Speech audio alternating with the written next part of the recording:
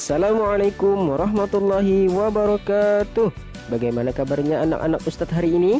Alhamdulillah, luar biasa, tetap semangat. Allahu Akbar, Allahu Akbar, Allahu Akbar. Yes, As-Sanabil bersama Al-Quran. Tahfiz, mudah, indah, berkah. Takbir, Allahu Akbar, Allahu Akbar, Allahu Akbar. Yes, sallu ala Nabi Muhammad. Allahumma salli wa sallim ala Sayyidina Muhammad. Nah anak-anak, kali ini kita kembali belajar Al-Quran hadis, yaitu pelajaran yang ketiga, hadis keutamaan belajar Al-Quran. Sebelum belajar, mari kita baca doa dulu bersama-sama. Bismillahirrahmanirrahim. Rabbi zidni ilma warzuqni fahma. Amin. Alhamdulillahirabbil alamin. Hadis keutamaan belajar Al-Quran. Belajar Al-Quran maksudnya mempelajari cara membaca Al-Quran.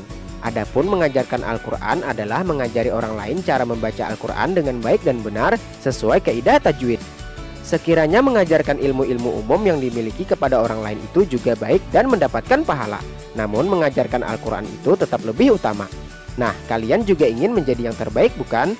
Untuk itu, setelah belajar Al-Quran, ajarkan pula ilmu itu kepada yang lain. Jangan hanya dimiliki sendiri. Ingat, pepatah yang berbunyi, ilmu yang tidak diamalkan itu bagaikan pohon yang tidak berbuah. Kewajiban kita terhadap Al-Quran sebagai berikut. Yang pertama, mengimani atau mempercayai terhadap Al-Quran, percaya pada kitab-kitab Allah termasuk rukun iman yang ketiga. Yang kedua, mempelajari Al-Quran dengan belajar membaca ataupun menulis ayat-ayatnya. Yang ketiga, mempelajari kandungan Al-Quran. Ketika dapat membaca Al-Quran dengan baik dan benar, kita tentunya akan mudah dalam mempelajari kandungannya. Sebagian orang merasa tidak sanggup belajar Al-Quran karena merasa sulit. Padahal, sebetulnya mudah jika mau mempelajarinya. Membaca Al-Quran banyak mendatangkan kebaikan. Barang siapa yang membaca satu huruf dari Al-Quran, maka baginya satu kebaikan.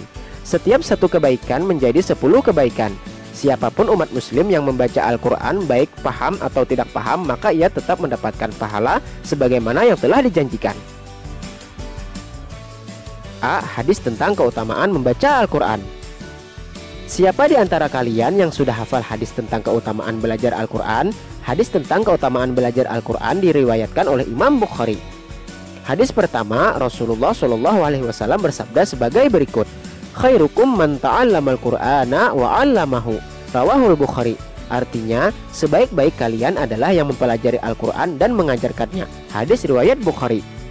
Perlu diketahui bahwa orang yang terbaik adalah yang terkumpul padanya dua sifat, yaitu mempelajari Al-Quran dan mengajarkannya. Seorang muslim yang mempelajari Al-Quran dari gurunya kemudian mengajarkannya kepada orang lain, ia termasuk orang yang terbaik. Mempelajari dan mengajarkannya di sini meliputi mempelajari dan mengajarkan lafal-lafal Al-Quran, juga mempelajari dan mengajarkan makna Al-Quran. Hadis kedua, Rasulullah SAW bersabda sebagai berikut. Al-mahiru bil Qur'ani ma'as saparatil kiramil bararati walladhi yakra'ul Qur'ana wa yattata'ta'u fihi wa huwa alaihi syaqqun lahu ajrani. Rawahu Muslim.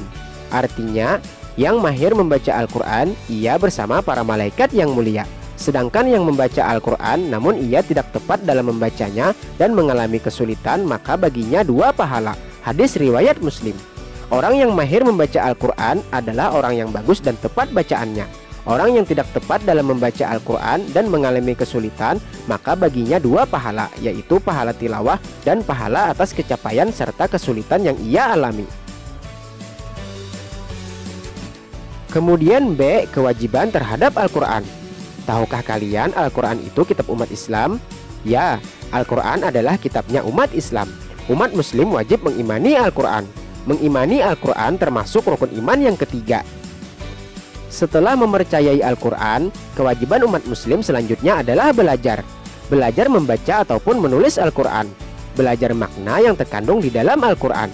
Belajar mempraktekkan makna dalam Al-Quran dalam kehidupan kita sehari-hari sesuai kemampuan masing-masing. Akhlak terpuji. Belajar membaca Al-Quran tidak hanya di sekolah. Belajar Al-Quran dapat dilakukan di TPA dekat rumah. Semakin sering membaca Al-Quran, semakin besar pahala yang akan kita dapatkan. Mari membiasakan belajar Al-Quran dan menghafalkan agar mendapat berkah. Alhamdulillahirabbil alamin. Nah anak-anak, untuk pelajaran kita kali ini cukup sampai di sini dulu. Semoga apa yang telah kita pelajari bermanfaat dan berguna untuk kita semua. Wabillahi taufik wal hidayah. Assalamualaikum warahmatullahi wabarakatuh.